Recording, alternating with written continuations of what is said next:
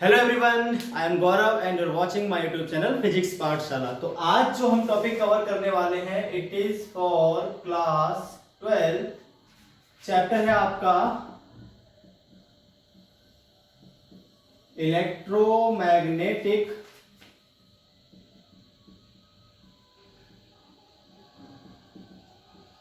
Induction. ठीक है, और जो टॉपिक है वो है आपका कोफिशिएंट ऑफ कपलिंग। ठीक है, coefficient of coupling.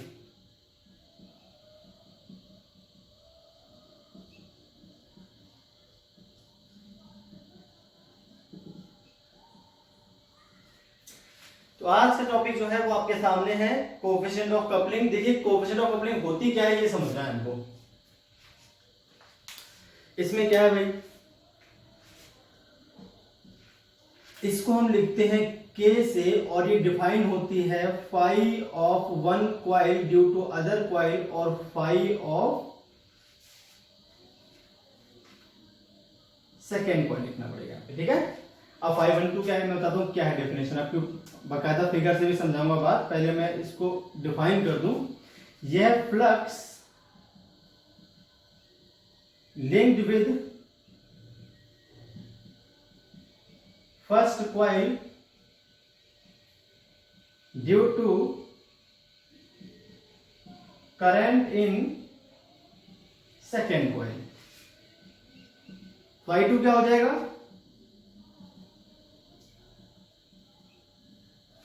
Flux linked with second coil due to its current। खुद के करंट की वजह से फ्लक्स होगा उसको phi2 बोल देंगे, और पहले में दूसरे की वजह से जो फ्लक्स होगा उसको phi12 बोल देंगे। या फिर आप इस तरह से भी लिख सकते हो phi21 अपॉन में phi1। अब phi21 क्या हो जाएगा, phi21 है आपका वही flux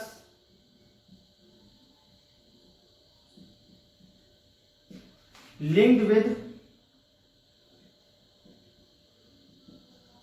second coil due to current in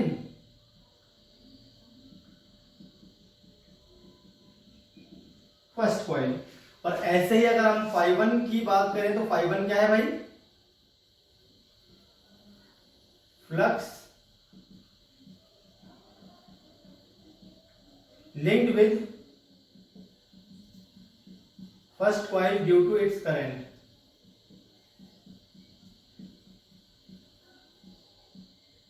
खुद की वजह से जो फ्लक्स आएगा उसको हम बोलते हैं सिर्फ phi1 या phi2, और दूसरे की वजह से जो फ्लक्स आएगा वो phi21 या phi12। अब मैं आपको इस बात को फिगर से समझाता हूं, ये आपने नोट कर लिया होगा, अच्छी बात है। अब देखें कैसे करना है, क्या समझ मतलब क्या है ये के। अब समझते हैं भाई फिगर, देखिए अब ध्यान से।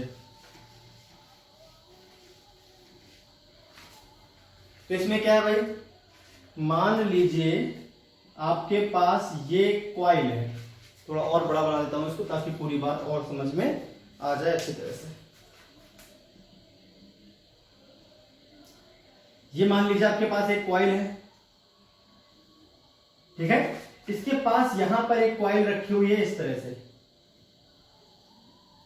ये फर्स्ट कॉइल है, सेकेंड कॉइल है ना।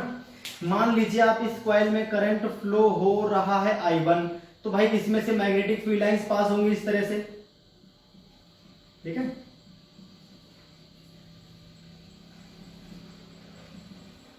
अब कुछ मैग्नेटिक फील्ड लाइन नहीं भी पास होंगी। देखिए भाई, कुछ मैग्नेटिक फील्ड लाइंस इस तरह से भी निकल जाएंगे जो वहां से पास नहीं होंगी, और कुछ मैग्नेटिक फील्ड लाइंस इसकी यहां से पास होंगी। इसका खुद का जो फ्लक्स आएगा उसको हम बोलेंगे phi1, और यहां पर जो आएगा इसको बोलेंगे phi21। देखिए, पहले में जब करंट फ्लो होता है तो उसकी मैग्नेटिक फील्ड लाइंस जो होती है उसमें से तो गुजरेंगे, तो कंफर्म है, तो सारा फ्लक्स इसका तो आएगा ही आएगा भाई, phi1 तो आएगा ही आएगा। अपना खुद की करंट की वजह से मैग्नेटिक फील्ड जो प्रोड्यूस हो रही है, और इसके पास एरिया है ही, तो मैग्नेटिक फील्ड इनटू एरिया जो आएगा वो फ्लक्स हो जाएगा। अब इसकी मैग्नेटिक फील्ड लाइंस कुछ है सेकंड में से भी पास हो रही हैं, कुछ, सारी नहीं, सारी भी हो सकती है, पर अभी कैसी हो रही है, कुछ हो रही है। तो phi21 क्या आएगा भाई, मैग्नेटिक फील्ड जो आएगी पहले वाले की, उसकी वजह से यहां पर फ्लक्स आएगा दूसरे में भी, जिसको हम बोलेंगे phi21। जनरली क्या होता है भाई, जनरली जो होगा आपका फाइव टू वन जो है वो या तो छोटा होगा या बराबर हो सकता है फाइव वन के।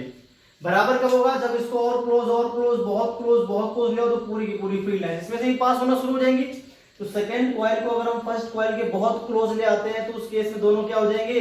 बराबर, अदरवाइज क्या होंगे? छोटा। तो यहाँ पर जो के की वैल्यू आएगी वो क्या आएगी? या तो छोटी या बराबर वन से। भाई जो मैंने लिखा है उसके अकॉर्डिंग ये तो आएगा।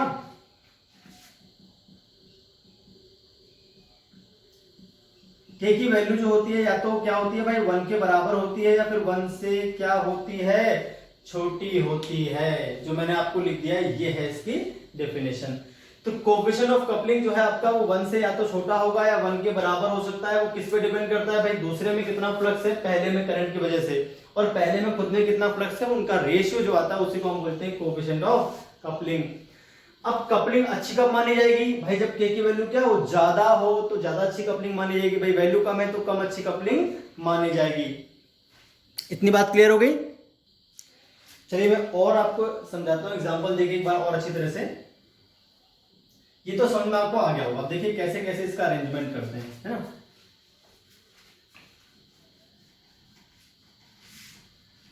के की वैल्यू कब वन होगी, कब ज्यादा होगी, एक बार देखते हैं इसमें एग्जांपल के तौर पे। मान कई केस दे रहा हूं। ये फर्स्ट केस हो गया आपके पास, ये सेकंड केस हो गया। देखते हैं फर्स्ट केस में क्या है। मान लीजिए आपके पास यहां पर जो है एक कोर है और इस कोर पे आपने दो कॉइल्स को लपेट दिया एक साथ।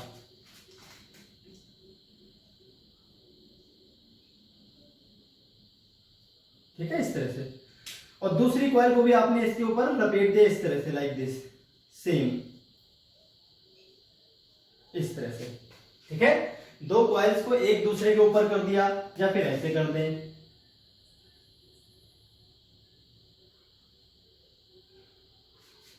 एक कॉइल को दूसरी कॉइल के थोड़ा सा पास में हमने रख दिया इस तरह से।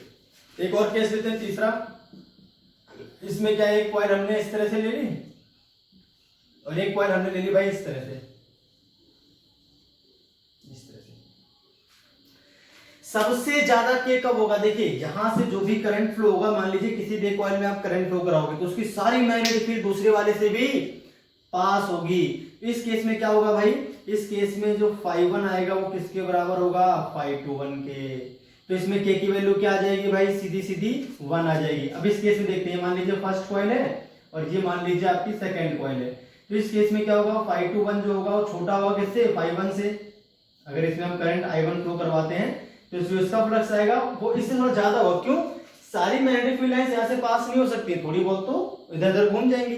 भाई जो ऐसे फील्ड निकल रही है वो इसमें से पास ही नहीं हो रही, तो इसकी सारी जो फ्लक्स है वो यहाँ से पास नहीं होगा, थोड़ा बहुत लीक कर जाएगा एयर में। जो मैग्नेटिक फील्ड है सारी इसकी इसमें से पास नहीं हो सकती। तो इस बार के क्या आएगा आपका? वन से छोटा आएगा। अगर इस केस में देखें तो इसकी मैग्नेटिक फील्ड इसके पास ही नहीं होगी। भाई इसकी जो मैग्नेटिक फील्ड है वो एक भी इसमें से पास नहीं होंगी। तो यहाँ पर 5 2 1 क्या आ जाएगा? 0, और 5 1 क्या आ जाएगा? जो भी होगा कुछ तो होगा। यहां पर जो के की वैल्यू आएगी वो क्या आ जाएगी? 0। भाई के की वैल्यू यहां पर क्या आ जाएगी? 0। समझ में आ गई बात? तो इस तरह से ये होता है आपका कोएफिशिएंट ऑफ कपलिंग। ये किस पे डिपेंड करता है कि भाई आपने अरेंजमेंट किस तरह से कर रखा है दो कॉइल्स का। अगर एक ही कोर पे दोनों को लपेट दिया तो K1 आ जाएगा, मैक्सिमम आ जाएगा। यहाँ पर थोड़ा छोटा आएगा 1 से, यहाँ पर बिल्कुल 0 हो जाएगा। ठीक है, चलिए अब इसको हम म्यूचुअल इंडक्टेंस से भी समझ लेते हैं। एक बार म्यूचुअल इंडक्टेंस से कैसे समझना है इस चीज को, चलिए देखते हैं आगे थोड़ा सा।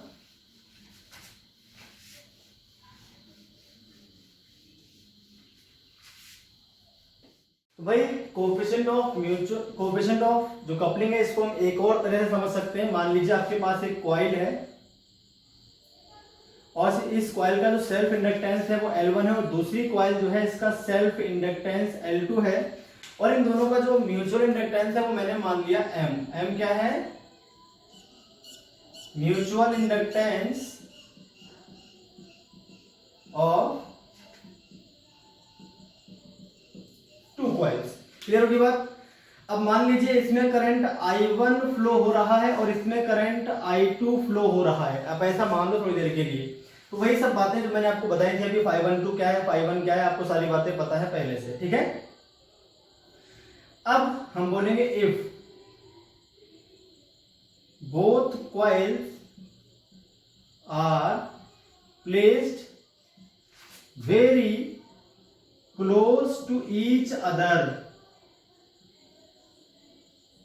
अगर दोनों कॉइल एक दूसरे के बहुत ज्यादा करीब रखी हो तो उस केस में क्या होता है, उस केस में जो आपका सेल्फ इंडक्टेंस है और जो म्यूचुअल इंडक्टेंस है, यानी जो सेल्फ फ्लक्स है और जो म्यूचुअल फ्लक्स है वो बराबर हो जाते हैं। खुद का फ्लक्स और जो इसकी वजह से यहाँ फ्लक्स आएगा वो क्या हो जाएगा, बराबर। In this case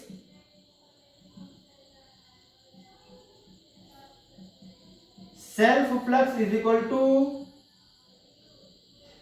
mutual flux. दूसरे वाले करंट की वजह से जो फ्लक्स आएगा यहाँ पर वो खुद का जो फ्लक्स है वो इक्वल हो जाएगा। अब इसका खुद का फ्लक्स क्या आ जाएगा भाई, इसका खुद का जो फ्लक्स आएगा भाई, किसी कॉइल में मान लीजिए करंट, एक कॉइल है उसमें करंट I1 है और उसका जो इंडक्टेंस है वो L1 है। तो हमने पीछे पढ़ा था phi is equal to LI।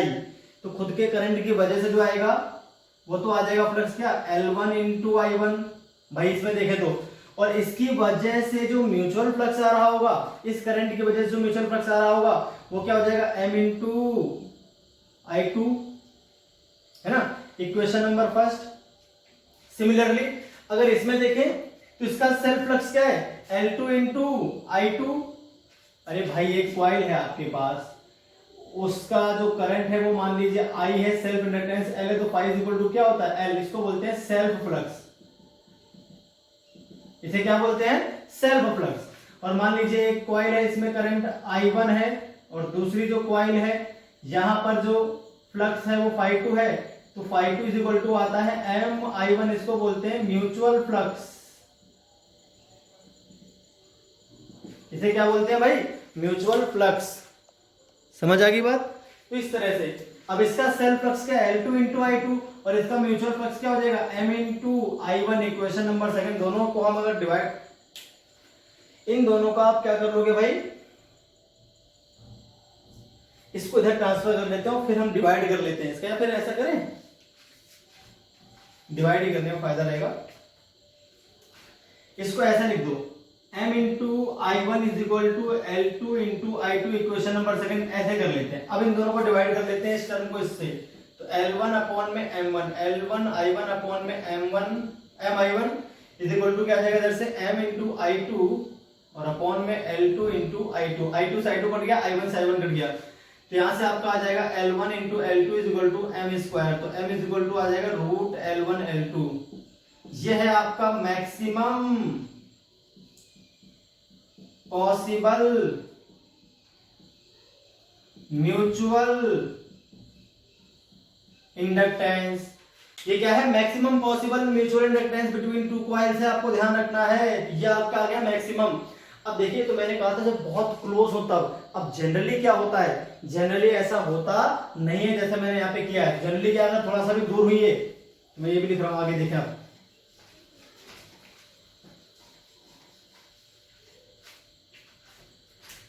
Generally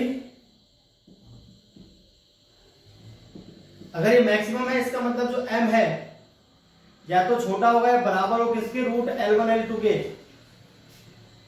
है ना। जनरली आपका ये होता है जो मैंने लिख दिया है।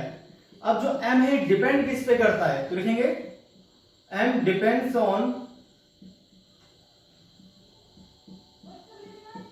ए factor called coefficient of coupling. अब ये K पर डिपेंड करता है और जो K आता है ना यहाँ पर, उसकी वैल्यू को हम इसके फॉर्म में भी लिख सकते हैं।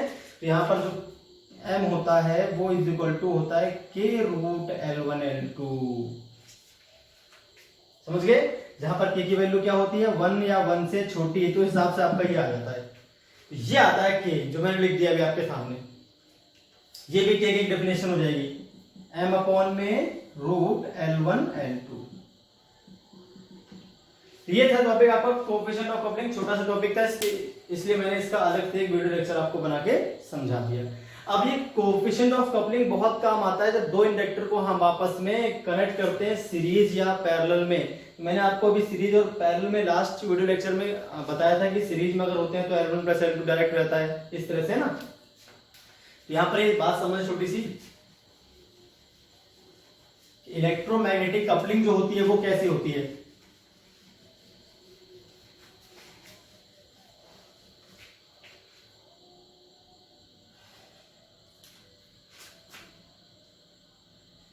कॉम्बिनेशन ऑफ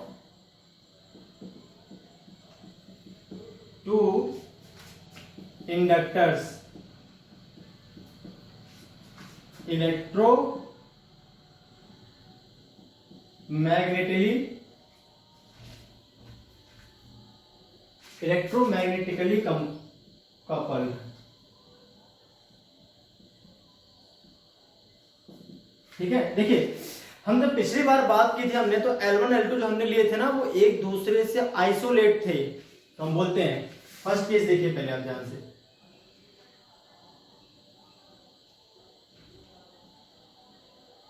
ये L1 है और ये L2 है।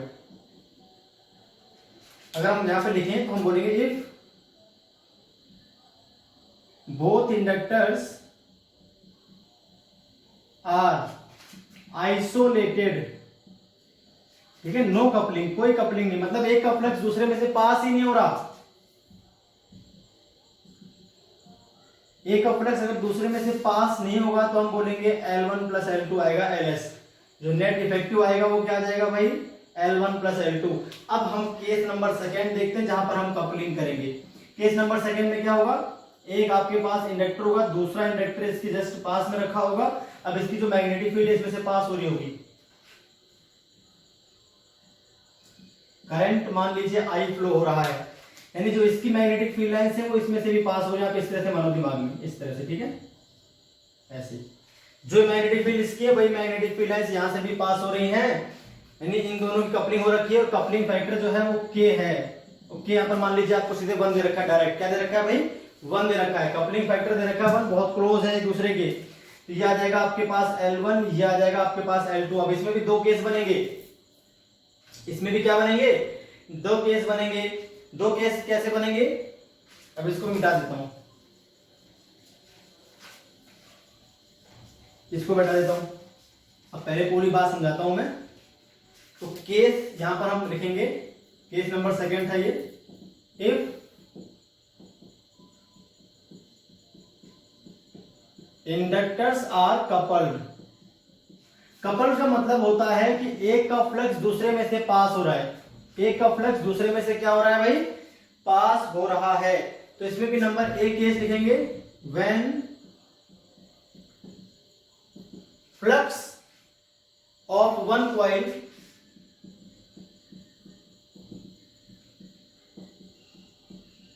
Favours the other. इस तरह से ऐसा है आपके पास, ठीक है।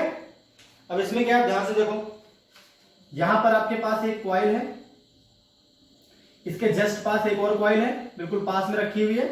दोनों में सेम डायरेक्शन में करंट जा रहा है। मान लीजिए इसमें करंट ऐसा गया तो इसमें भी सेम ही करंट गया, इस तरह से। ये L1 है, ये L2 है, सेल्फ इंडक्टेंस। अब देखिए ध्यान से, जो इसका फ्लक्स होगा भाई, इसकी दोनों की फील्ड लाइन सेम डायरेक्शन में होंगी, इस तरह से।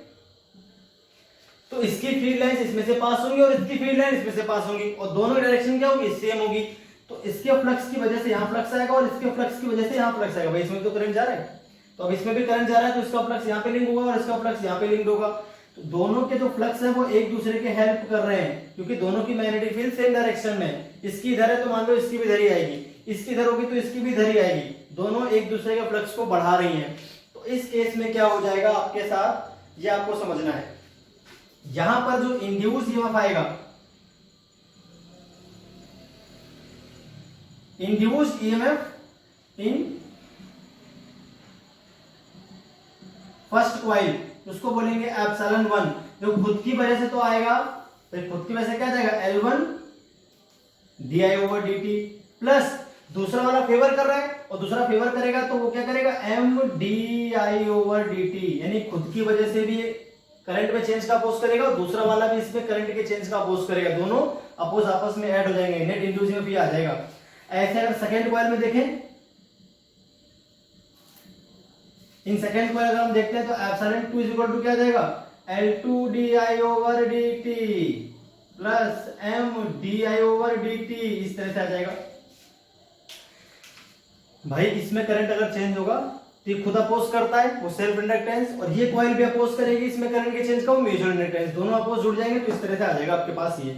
अब अगर इन दोनों को मैं किसी एक से रिप्लेस कर दूंगी इस तरह से, जिसका L जो है मैंने मान लिया L इफेक्टिव, और उसमें सेम करंट है I, और उसमें जो करंट चेंज हो रहा है वो मान लेंगे क्या, di ओवर dt, तो यहाँ पे क्या आ जाएगा आपके पास एप्सिलॉन इज इक्वल टू क्या आ जाएगा,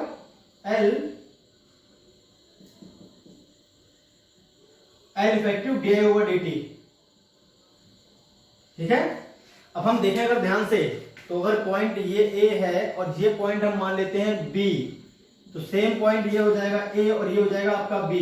तो A और B के जो बीच का जो पोटेंशियल डिफरेंस है वो एक बार एप्सिलॉन है, दूसरी बार भी क्या रहेगा भाई, एप्सिलॉन ही तो रहेगा, पॉइंट तो वही है। तो ये जो आएगा EMF epsilon is equal to क्या आ जाएगा, एप्सिलॉन 1 प्लस एप्सिलॉन 2, अगर हम ऐसे कॉमन लेके काट देंगे तो हमारा जो L इफेक्टिव है वो आ जाएगा L1 plus L2 plus M और M 2M हो जाएंगे, और di ओवर dt कॉमन लेके आप काट देना बोथ साइड, तो ये आ जाएगा आपका आंसर L इफेक्टिव। अब दूसरा केस देखें, when flux of one coil opposes the, या opposes the other लिख देते हैं, when flux of one coil opposes the other। अब दूसरा केस देखना आपको ध्यान से, तो आंसर हो गया इसका, इसको हटा देता हूं मैं। इस पे क्वेश्चन खूब पूछे जाते हैं नीट में भी और IIT JEE में भी, तो आप ध्यान से देख लीजिए। अब दूसरा केस देखेंगे, when flux of one coil opposes the other coil, है ना। इसमें क्या है आपके पास, मान लीजिए एक तो आपके पास इस तरह से कॉइल है, जैसे मैंने बता दिया अभी आपको, है ना, और एक कॉइल है आपकी इस तरह से दूसरी वाली, पर इसमें है क्या, करंट कैसे आ रहा है, घूम के आ रहा है ऐसा, इस तरह से, ठीक है, और फिर ये बाहर जा रही है इस तरह से ऐसा। अब मान लीजिए इसमें करंट आया I, तो इसमें यहां से आएगा I, फिर यहां I, फिर यहां घूम के आएगा I, उल्टा आएगा ना घूम के ऐसे, तो जो इनकी फील्ड है वो आपस में एक दूसरे का अपोज करेंगे, इसकी फील्ड और इसकी फील्ड क्या हो जाएगी, अपोजिट डायरेक्शन में हो जाएगी। भाई जो इसकी फील्ड और जो इसकी फील्ड है वो कैसे हो जाएगी, अपोजिट डायरेक्शन में हो जाएगी, तो एक दूसरे का फ्लक्स का अपोज करेंगे, क्या करेंगे भाई, अपोज करेंगे। भाई इसकी डायरेक्शन ऐसी है और इसकी डायरेक्शन ऐसी है, इसके फ्लक्स की वजह से यहाँ पर क्या होगा, अपोज होगा, इसका फ्लक्स कम हो जाएगा उल्टा, क्योंकि इसकी मैग्नेटिक फील्ड यहाँ पर इसकी मैग्नेटिक फील्ड का अपोज कर रही है। तो इस बार क्या होगा, एप्सिलॉन 1 जब आप लिखोगे तो वो तो आ जाएगा सीधे L di ओवर dt, भाई L di ओवर क्या हो जाएगा dt, लेकिन ये आएगा माइनस di ओवर dt। दूसरी वाली कॉइल क्या कर रही है, अपोज करेगी, कोई सपोर्ट थोड़ी करेगी, वो तो अपोज करेगी, उसमें तो उल्टा करंट फ्लो कर रहा है, उसका फ्लक्स तो यहाँ पर क्या होगा, फ्लक्स बढ़ाएगा। भाई मान लीजिए ये करंट बढ़ेगा तो यहाँ फ्लक्स क्या होगा, बढ़ेगा, और इसकी वजह से क्या होगा, फ्लक्स यहाँ पे घटना शुरू हो जाएगा, उल्टा हो जाएगा, तो माइनस करना पड़ेगा आपको, यह एप्सिलॉन 1 हो गया। ऐसे अगर हम देखें पहले वाली कॉइल में, फर्स्ट वाली कॉइल में induce EMF in first coil. Similarly अगर सेकंड कॉइल में देखें इसमें, तो इसमें क्या आ जाएगा, एप्सिलॉन 2 आ जाएगा, ये आपका एप्सिलॉन 1 था, यहां आ जाएगा L di over dt minus M di over dt। इन दोनों को रिप्लेस कर दो, मैं सीधे एक ही कॉइल ले लूं, ये पॉइंट का नाम मान लो A और एक B है।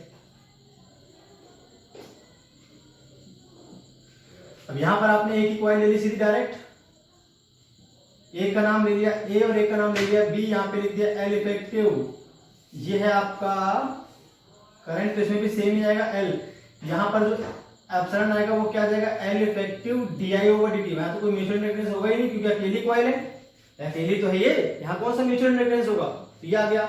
अब यहाँ से एप्सिलॉन इज इक्वल टू फिर वही आएगा, एप्सिलॉन 1 प्लस एप्सिलॉन 2, पॉइंट तो वही है A और B, पॉइंट तो वही है A और B, ये कितना आ जाएगा, di ओवर dt कॉमन लेके काट दो, तो L इफेक्टिव यहाँ से आपका आ जाएगा L1 plus L2 minus 2M आ जाएगा इस बार। तो कपल्ड वाले केस में अगर दो कॉइल एक दूसरे के फ्लक्स का सपोर्ट करती है, मतलब दोनों में सेम डायरेक्शन में से करंट जा रहा है, तो ये पिछला वाला प्लस 2M हो जाएगा, और एक में करंट इधर से आता है और एक में इधर से आ रहा है सेम करंट, तो इस बार ये आ जाएगा आंसर। तो भाई इस तरह से होता है आपका ये coefficient of coupling. I hope आपको बात समझ में आ गई होगी, ठीक है।